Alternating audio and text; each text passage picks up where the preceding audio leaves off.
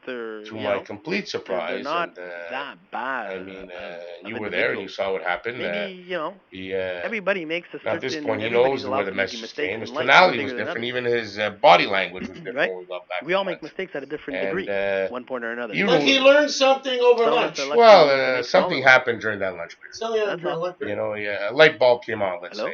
But what did he Hello, say I'm to just taking notes. Yeah, Mr. right. Shiro concerning this taping You're probably lawyers without their knowledge? What did he swimming think a of that? pen or Well, he something. let it know Can that you it was not highly listen to me, unethical, are you? that he looked I down just and think you're frowned completely upon full it. of shit. I'm And full of shit.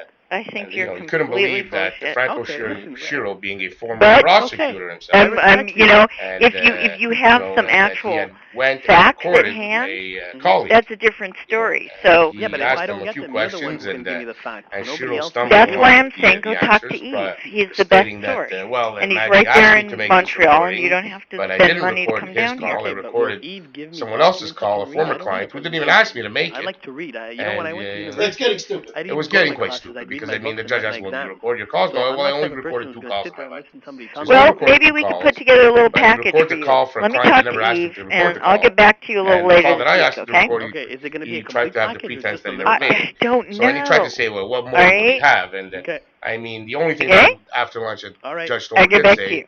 at All one right. point, Bye. Thanks. I mean, and Bye-bye. if you look at the transcripts, was that, well, you would have plenty of motive to say that the recording doesn't exist. You know, Depending on what he said on that recording. there would be plenty of reasons to have motive not to give Mr. Maggi that recording. But before the thing even started, the judge gave Franco Shuro a big problem making sure he wasn't recording anything himself. Yes, you want to make sure he wasn't recording anything that day in the courtroom, and a whole big show. You know, you could have sold tickets. It was a show. A show is what I think it So was. Shuro, did he say he recorded other things? He said that he recorded a phone call, not a phone call. He recorded a meeting with a now retired police officer. Lieutenant Pietro Paletti? Correct. And that he tried to use that in a court case, which didn't work. And that he recorded this one call with Ellen Lindsay. And I mean, which I know is not true because I was there when he recorded the other call also. So, and also there's a recording that makes reference to several calls with Lindsay when he says he only called her a couple of times. Now, you got a little bit of media coverage, I understand, from La Presse? Yes, there was. I mean, there was a reporter there from La Presse, Christiane Desjardins, and she wrote an article calling it, headlining it, Imbroglio entre avocat et son ex-client, which is, imbroglio would be Like a punch-up or a little fight? A mess between ex-client and his lawyer. And she did a good job detailing, basically, not taking sides, but just detailing the bizarre answers that Franco Shiro gave. The bizarre, real, I mean, ultimately, I won the case. Well, I won nothing. Oh, you won! Oh, yeah, I won. You won! Yeah. What did you win? I won nothing. But on the paper, they said you won. Yes. Judge Stover ordered Franco Shiro to give you what he said doesn't exist. to give me a recording if it exists and anything that belongs to me. Well, I mean, he just spent the entire day saying it didn't exist. So, I mean, it was quite a mockery of justice. And but you did get a recording somewhere along the line. Yeah, I got a recording that didn't belong to me. So the court ordered you to get a recording. You didn't get the one you wanted that you've heard replayed twice. That day and another day. You didn't get that recording. No, in December, when the first time I got in front of a judge with Justice LaBelle, and he had ordered also Shiro to give me anything that was my property, which is law. And Shiro, not being very happy with that judgment, had delivered to my home by bailiff on a USB in the shape of a pink pig, after making many remarks. He insulted you about your weight. About my weight and stuff over all those text messages. On a pink pig, the recording that didn't even belong to me. It was a recording that he made when he was representing co-accused Kevin Power with U.S. District Attorney Lindsay. And so now this recording that was given to you at that time, and he does talk about you on it, but he was representing Kevin Power at the time of that recording. Correct. So that I think that recording belongs to Kevin Power then. Correct. So what the hell did you get it for? Well, because, I mean, he was in a bit of a position where he said he had a recording, but not that. See, he didn't want to give me the recording that I needed. Call it vindictive, call it what you want. That recording in my hands would pretty much guarantee me not being extradited to the United States. Yeah, because we have a case in Canada, it's called Cobb. Correct. Whereby if a prosecutor threatens you that when you get down there you're going to get raped or an unfair sentence or something, Canadian justice, the administration of justice cannot let people be shocked enough that we're going to send citizens to get raped in another country. Correct. So I mean, except other than saying and implying the actual homosexual rape, she on that recording that was made makes reference to saying that I'm from a mafia family and that I should be sent to jail for the things I've never been caught for. I mean, I think that's a little bit enough to shock the conscience of a fair-minded citizen, saying you're going to be sent to jail for something you've never been caught for. Well, the other thing is I'm going to make a show right after this one. I'm going to see if I can get it put on. And I'm going to put on the audio of that tape, the Lindsay tape with Franco Shuro on the next show. So the listeners that want to hear that can listen to it. On that tape, because I've heard it several times, Shuro, who was not your lawyer yet, was trying to make you look like a really bad guy, and the other guy looked like he called him a peanut. And we don't want to give anybody a hard time, neither Kevin Power nor you, because Kevin and you are, by court order, not allowed to talk with each other. But I've spoken with Kevin, and Kevin is pretty upset that not only did his lawyer give out a copy, it would have been bad enough to give it to you, but now the LaPrice has it. I'm putting it on this show because the minute it was put into the public record, it was a public recording. Correct. So Kevin Power now, his situation is that he had a lawyer who made a tape for him and then has put that in the public domain, mostly for you. It's not what you wanted, and yet you got it. I think that you and Kevin have had a bad deal all around. Yes, I think so. Now, without getting into the details of the charges you're facing in the United States, in the last 8 years and a couple of months since you were originally charged, and I want to quickly add for the listeners, these delays are, the preponderance of the delays are by the government, not by the defense. Am I correct? Absolutely correct. I mean, it took years for them to, they arrested you. We were arrested in 2006 in the morning, released later on in the afternoon. In 2007, all a year to the date, there was an indictment filed in California. And then they waited all the way till October 17, 2012 to carry out arrest warrants for this extradition because a authority to proceed was issued somewhere in 2012 September. I mean, and at that point, I mean, years have gone by, and I mean, it's normal to mount a defense, and everyone has their right to their own defense. But mine is quite clear, right? There's absolutely, without a question, beyond any doubt, because don't forget now, Lindsay's been made aware of this recording that Shiro's made. Yes. So she was already, at the time when the other recording was made in 2010, which she was already, prejudging me and sending me to jail for things that maybe I'd never been caught for, and already pretty pissed off at me. Now I have this lawyer who supposedly she was not aware of the recording, according to her. I mean, and when he did make that second one, he told her I record all my calls. She made a flagrant remark saying it doesn't matter, right? So, I mean, she is quite upset now. So, I mean, could you only imagine if she was already upset back then and not being biased, I mean, being very biased and not being fair in the way she would treat me, how would she treat me now? Well, and I don't want to get too much into specifics, and I don't want to get you in trouble, and you don't have legal counsel with you right now. But I did look over the summary of the case in your particular case, and I looked at a whole bunch of charges that are made there, including the fact that you had defrauded all kinds of people, credit cards and stuff. That's over 8 years ago. How many of those charges have you been facing in court in the last 8 years? None. And to this day, I still sit here before you without a criminal record. And may I add, no one in my family has a criminal record. There you go. So all of this smoke and trouble that they've created for poor Tony, the fact that they've harassed you, the prosecutor in California is convinced that you're a crook, you're a fraud artist, you got your wife involved in the deal somehow, and your wife didn't face any criminal charges. No.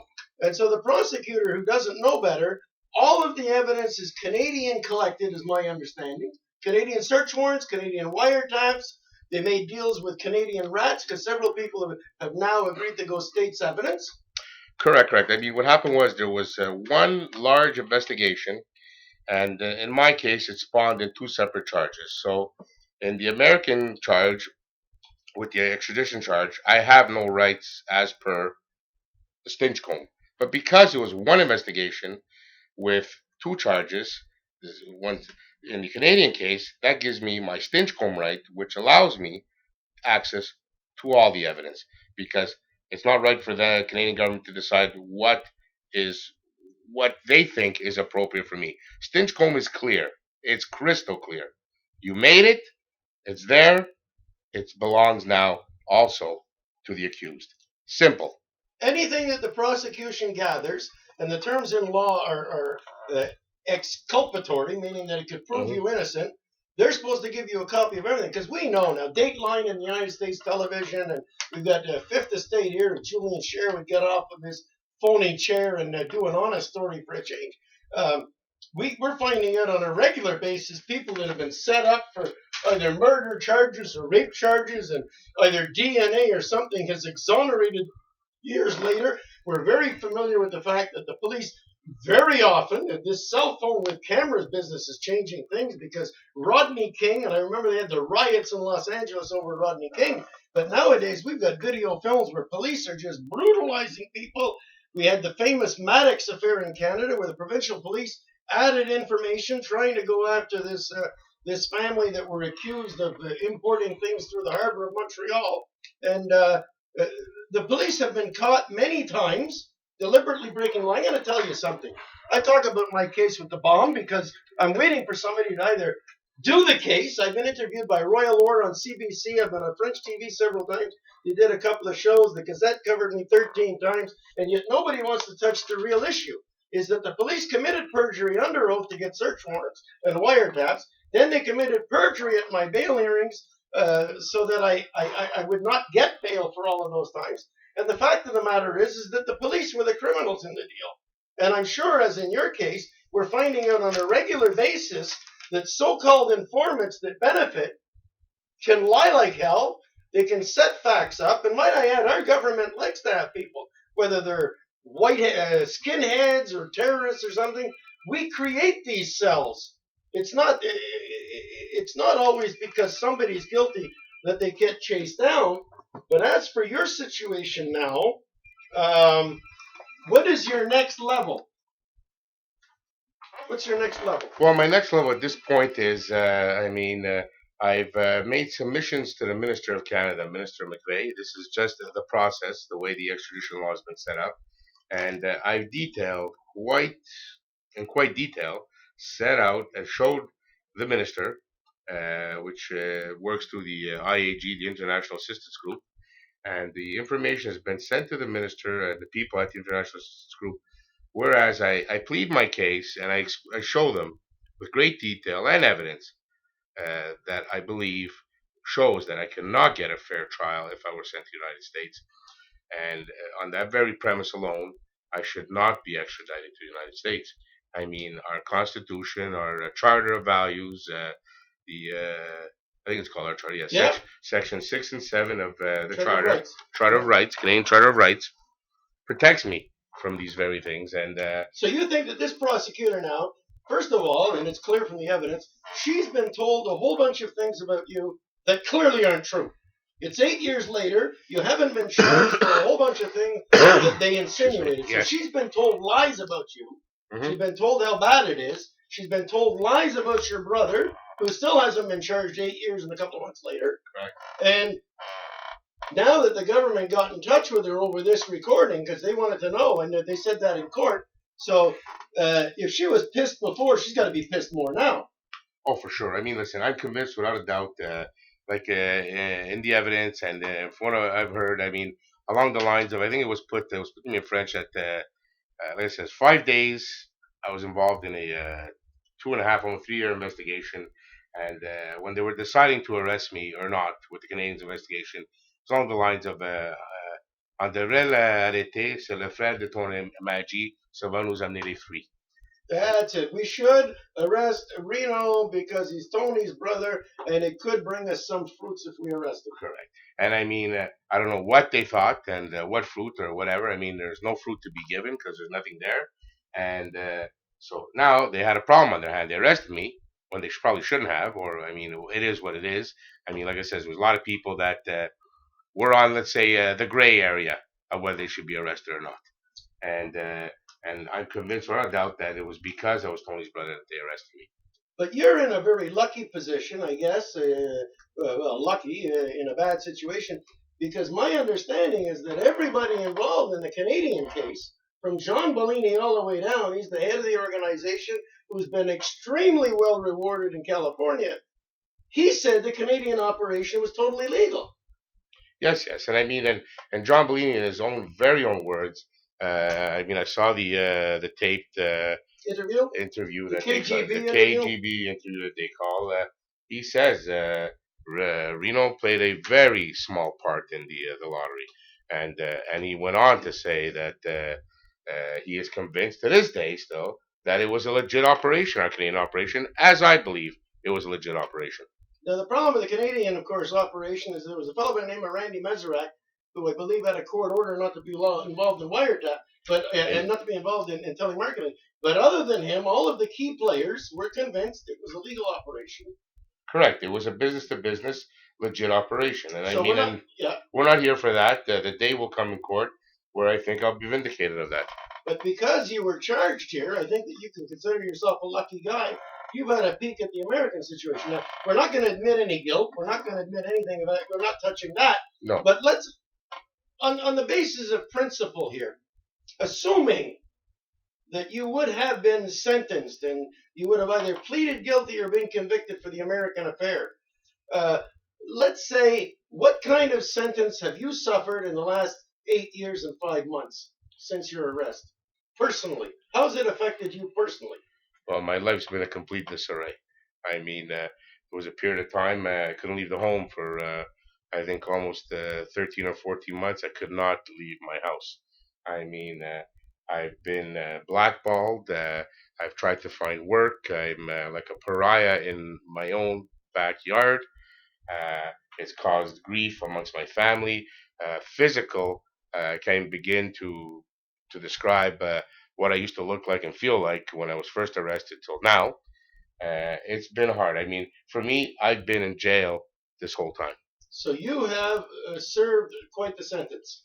And I continue to serve, and I continue to get prosecuted, and my family continues this prosecution, unjust prosecution, in the media and the police. It's never ending. Well, I watch a lot of TV and movies and stuff, and Law and Order, that kind of thing. And often, as a citizen watching TV, sitting there eating our popcorn, we look at these cases and we get a guy who murdered 20 people and cut them up in pieces and raped the girls, and they turn around and, of course, as the audience, we say, oh, it's a loophole that they're getting off on, and then they turn around and I hear the lawyers say, the Constitution of the United States of America is on trial. Well, I think here, if we don't have a case of the Charter on trial, what do we have? You've been screwed by your lawyer. Correct. You've passed in front of at least 4 or 5 judges counting LaBelle that I've seen. 4 in Superior Court counting the first one. Stober was the 4th. Another one after Stober is 5. LaBelle makes 6. And Buffoni at the beginning. And Buffoni makes 7. So there. Now, in front of all of these lawyers, the fact that we've got this recording is going to be on my next show, the Lindsay one, and there's a possibility in a future show, if I get enough requests, you can write to me at Barry Anderson Show, all one word, at gmail.com. If there's enough requests, we'll put on the audio of the Stober hearing. Now, you did get the Stober hearing, didn't you? You got the audio? I received the audio, but then I put in a written request to Judge Stober to receive the transcripts. The audio of the decision. The audio of the decision, sorry, because in the audio, which I didn't know, it's all there except for the judge's decision.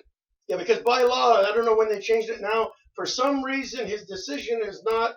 The judge has to give his okay. He has to sign off. So I figure it shouldn't be a problem. I mean, if a judge is confident in their decision and in which they should be. I mean, when deciding upon and ruling on a matter. So I requested it in writing, and no response. And then I called, and I left several messages, and there was no response. So I mean, it's for sure. And I spoke to his personal assistant face to face. They came out to see me, and there was no response. So that they would get back to me. It was neither nay nor yay. It wasn't yes or no. Just absolutely ignored all my requests to have the audio of his decision. I have the audio of the case, but the decision I don't have. Now, why would a judge want to not give me the audio? I mean, I have the transcript. I have his ruling, right? Maybe he's not so comfortable with that decision. The other thing is Stober brought up, he made a big issue of the fact you delivered 2 subpoenas. It's the same subpoena, but you delivered it in 2 fashions to Franco Shiro. A subpoena you call Duque's Take-Up, which means that... do it yourself. Bring it yourself. Bring it yourself. And he should have brought the audio. Now, you went to the Superior Court clerk. Well, what happened was Superior Court Justice Eliane Perrault, when I went to her and was setting the date to have my property released again, more than once now, in front of a Superior Court judge, I wanted the text messages subpoena. Then she says, well, we're not going to do that for you. She blurts out Duque's Take-Em, in Latin. Well, I mean, I have access to a Latin dictionary. So it meant go do it yourself. So I went to the court clerk, and very nice. She said that these are the papers, and you can do it yourself.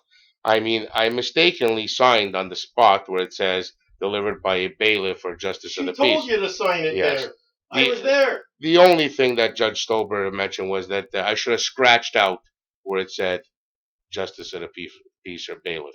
But, I mean, I brought it with someone else. There was no malintent. And, I mean, I'm sure it wasn't such a big thing because he says, he basically implied if you ever have to do it again, scratch out the part that says bailiff or justice of the peace. That's all. I've said many times in court in my own case is that if you want to be a good lawyer dealing with the prosecution, you got to go to dental school, because getting any information under Stinchcombe, which is clear, it's like pulling teeth with these guys. And the other thing is you've discovered, I'm sure, that no matter where you go, everybody says, get a lawyer. Everybody tells me to get a lawyer, from the Superior Court judge to the clerk at one point was, why don't you have a lawyer? And the police, everybody says, get a lawyer. I mean, the first time I called the people at Fido and Rogers, I went to their office. They were very helpful, and I met a wonderful lady who gave me a number, and I called the number, and the person answered right away, and was very helpful at first, and then he says, well, who are you with? Well, like, if I was a lawyer. I said, well, I'm not a lawyer. He said, well, I'm a retired police officer. I can't talk to you. This number that whoever gave it to you should not be calling it. It is only for lawyers or police officers. So it's the private club across the board. So I said, excuse me? Oh, no, I can't talk to you, he says. You got to be a lawyer or police officer. Across the board, it's a private club. So, well, I'm going to tell you something, my friend. I'm afraid we've run out of time. Maybe we'll do another show. Let's see if somebody wants to write in and talk to us. I'm going to do a show real soon, and I'm going to put that Ellen Marcus Lindsay tape on when she was talking to Franco Shiro. So if you like this one, write to your friends, write to me, and then check out our second show with that Lindsay audio. This has been Barry Anderson from Montreal, Canada. I didn't mean to write that ransom note. It was just a joke, so I can see you again. And how many times must I rob the liquor store to see you more? To just be friends when you pulled out to that crime scene. I knew it would be nice, but oh so mean when you pulled out your cuffs and gave me all your affection.